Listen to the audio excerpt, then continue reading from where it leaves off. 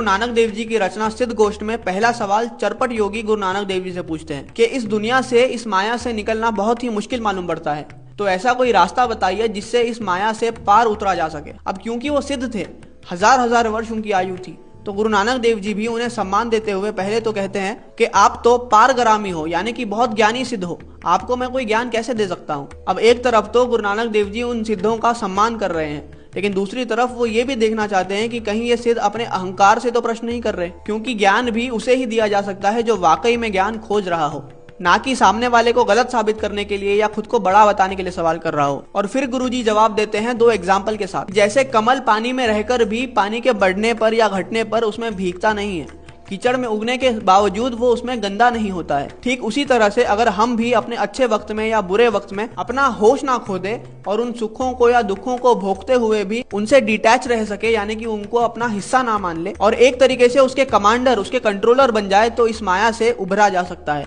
और फिर दूसरा एग्जाम्पल सदगुरु देते हैं बदक का, कि जैसे बदक अपना खाना लेने के लिए यानी कि मछली पकड़ने के लिए कभी कभी पानी की गहराइयों में चली जाती है, लेकिन कभी भी उसमें डूबती नहीं है, ऊपर आकर फिर से तैरने लग जाती है। वैसे ही अगर कभी कभार हम अपनी भक्ति से चूक भी जाए या माया के प्रभाव में गिर भी जाए, तो उसी में डूबे ना रहकर वापस से अपने मार्ग पर सुचेत हो जाए, कॉन्शियस हो जाए, तो माया से बचा जा सकता है। और आगे गुरुजी सबसे जरूरी उपदेश देते हैं, यानी कि वो रास्ता बताते हैं जिसके बिना ये प्रमाण संभव ही नहीं है, और वो रास्ता है जप, जिसकी विधि गुरुजी कुछ इस तरीके से बताते हैं कि आपकी जबान से नाम जप हो, शब्द निकले और आपकी चेतना, आपकी कॉन्शियसनेस उसे सुनती रहे। इसका एक और एग्जाम्पल गुरबानी में आता है कि हमारे जो शब्द है वो एक सुई की तरह है और हमारा जो ध्यान है वो एक धागे की तरह है। जैसे सिर्फ सुई चलाने से कपड़ा नहीं सिलता, वैसे ही सिर्फ नाम जपने से भक्ति नहीं होगी, लेकिन जैसे ही सुई में धागा डाला जाए वो कपड़ा सिल देगी। इसी तरह जब शब्द को ध्यान से जोड़ा जाए तो वो आपके चित्त पे, आपके मन पे प्रभाव छोड़ेगी और आपकी भक्ति और ज्यादा प्रबल होती जाएगी, जिससे कि अपने मन को साधा जा सकता है और इस माया से